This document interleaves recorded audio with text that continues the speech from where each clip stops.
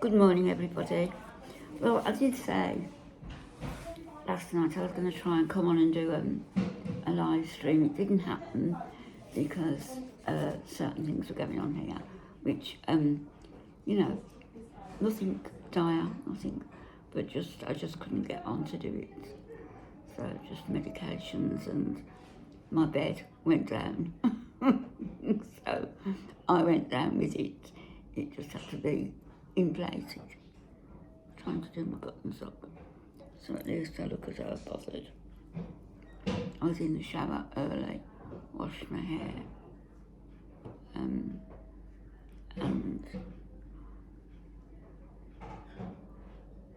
although I have got a couple of different shower gels, I didn't bring my own shampoo in with me, so I didn't use those. I just used the simple gel on my hair. It's not going to hurt. Look at me, fumbling. So you all remember, or no, you all don't remember, a lot, the majority of you remember,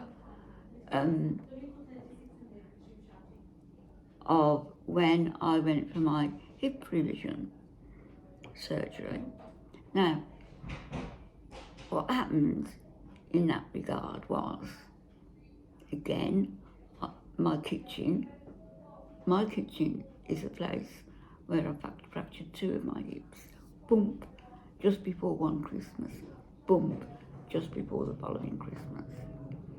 So, one hip fractured, and then the other hip fractured 2 weeks before Christmas. So those Christmases were, although we had Christmases at home, it was a bit painful, you know. I was out of hospital, but it was a little bit painful, and I can't tell it, forgive me. So that was 2 Christmases.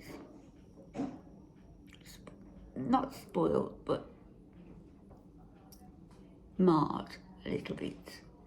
So maimed a little bit, if I can say that. I have to be ever so careful choosing my words, because there's always somebody, isn't there? Always somebody who only watches in order to take offence at something, you know. And I'm way past you people who do that, because you're not friends, you're probably not subscribers, and that word troll is overused, but it's what you are, probably. So I'm mumbling, and I'm mumbling, and I'm finding it hard to align my thoughts, and I've just noticed that my voice doesn't appear to be quite as scratchy, or is that my imagination? I don't know. My intention today, 23rd of December, is to get out of here. For a few reasons, multiple reasons. Oh, I was talking about my hip, wasn't I? When I had my hips replacement, and then a couple of years later, the first hip, and it's hip that goes like this, it comes down, I can show you, can't, it comes down to there, and it goes in, and then it comes out again. Well, that's the hip replacement. That the surgeon did what they call a hemi, and I wasn't aware of what a hemi was at that time. And apparently it's an arthroplasty. I should have looked this up before I came on. He only replaced part of the hip. The other hip, where he's replaced the full hip, is perfectly aligned. But strangely enough, it's that one that's hurting me now, more than the other. Anyway, half hip replacement, that's the one where I needed the hip revision. The hip revision was a long surgery. It was painful. It was extremely painful recuperating from that. And can I have two? Yeah, sugar? 3 sweeteners, please. 3 sweeteners. Big mugs. And where was I? It was a long surgery, it was a long recovery.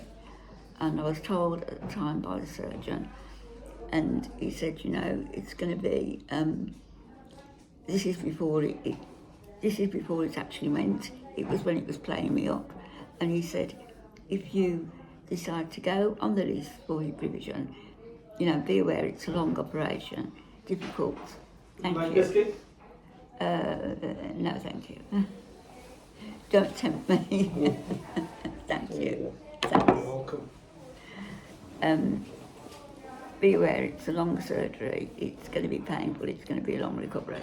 He was absolutely right in all respects. But I still opted for it, went on the list for it. And then, as luck would have it, a few weeks later, I was coming with a cup of tea from my kitchen to go into the sitting room, and I heard something like a gunshot, boom, or a whip. And I thought, what was that? And then I realised it was me. It was my hip. And I could not move. I couldn't put that foot in front of the other. I was holding onto the door. And what I had to do was hold onto the door and swivel myself like this, like the twist stance, to get into my sitting room. Anyway, we went to A&E, and you wouldn't believe, well, maybe you would believe it, even at that time, it's a few years ago, we had to wait in the ambulance for an hour or so. And then when we went in, we were lying on the ground, or sitting in chairs on the ground, in the waiting area to go and see somebody. I can't remember how long it took. Anyway, long story short, they x-rayed me, they scanned me, they did every test known to man. Maybe not quite, but you know, they did a few. And decided that it was just bruising and I hadn't fractured anything. And I knew something had gone. I couldn't bloody well walk. And I said, look how I'm moving, this is how I'm moving. I'm not safe to be left alone in a house. I cannot walk. So they had me in, and I guess did some more scans. I can't remember the logistics on it all now. And said, it's bruising, and the pain is from your back.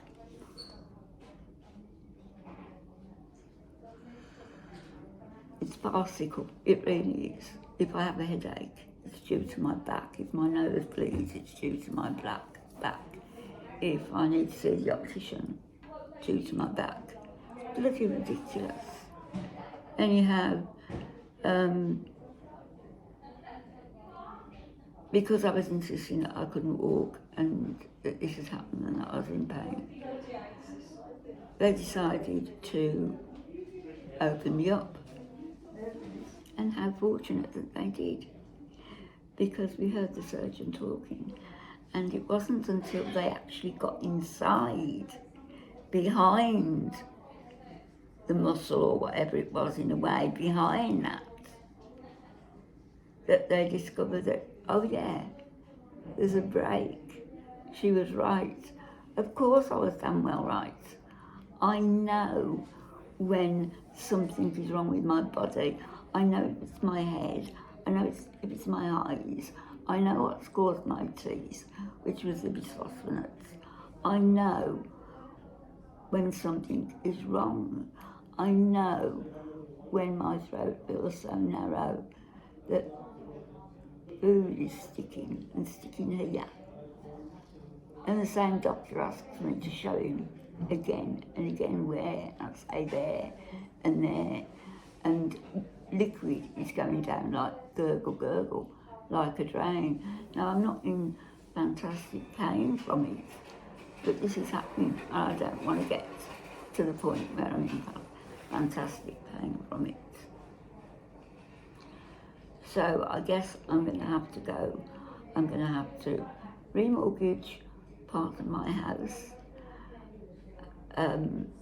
remortgage it and get some money and go and see somebody privately to get these tests done and identify what exactly is going wrong, find out what's going wrong, because something is.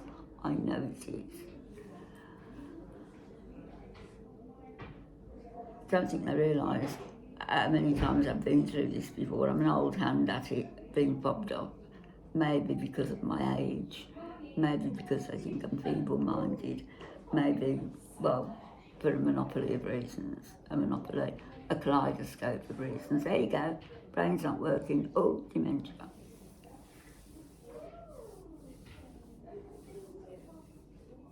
Am I feeling ticked off this morning? Yeah, I am. It's 23rd of December. Tomorrow is Christmas Eve. Next day is Christmas Day. No, it's not going to be a Christmas like we've always had. Alfie's not here and hasn't been for a few Christmases. He's always remembered, always candlelit for him at the dinner table. There's always me, the kids, son-in-law, my other son-in-law who passed away. He's always remembered. Grandchildren, 2 of them anyway.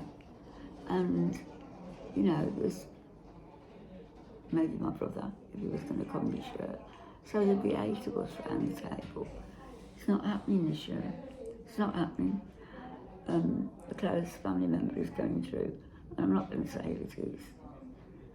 Somebody is going through chemo and radiotherapy, so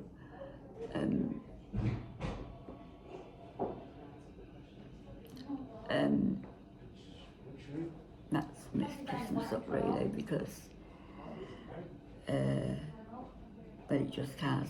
So people were staggering. Some were coming on Christmas Eve tomorrow.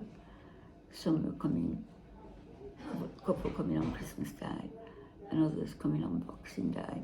That's not too bad, that's okay.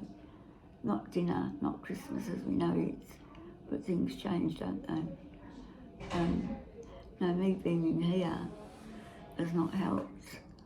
My plans were to do something like my mother-in-law used to do, and Christmas Eve she always used to lay on just sandwiches and sausage rolls, cakes, stuff, you know, beer, if anybody wanted beer, glass of port, old school, anybody wanted port or what have you. Can't remember whether there was wine, don't remember. I didn't really drink at that time. I don't really drink now, but I might be tempted to start. So I was going to do that for Christmas Eve, which would take us nicely through to Christmas Day, and open presents Christmas Day. I wouldn't do them Christmas Eve. Open present Christmas Day, and then Boxing Day, whoever wants to come, it's open house. But because I'm here, I buggered it all up, haven't I? And poor Harriet, you know, last but not least, I miss that little cat. I do. And I worry about her so much. Well, there's no need for me to worry, I know that. I know my kids are doing a fantastic job looking after her, and my grandson also, but she needs a mummy, and a mummy needs her. I do. I never thought I'd get this attached to a cat. It's my daughter who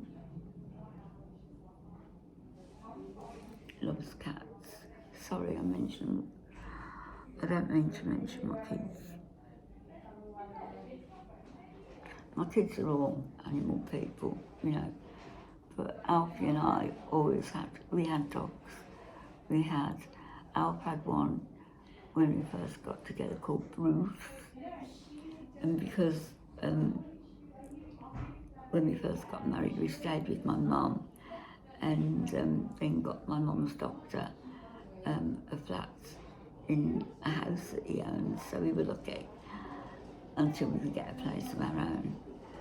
So poor old Bruce couldn't come without something which I'm glad of, because he was a great big thing, like similar to a Great Dane, and he was lovely.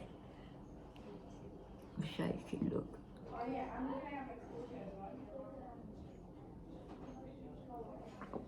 No, I haven't got myself. I haven't got Parkinson's, I haven't got any of those diseases or Bell's palsy or anything. I'm just old. I'm old. I'm 74. And I accept this. And I'll accept it when my number's called. I'm probably way overdue with all the mishaps I've had. And I've veered away from my hip. So they didn't listen to me then. And without saying anything, it's very funny, isn't it, how history repeats itself. I know that there are certain things going on in my body that is causing me these problems.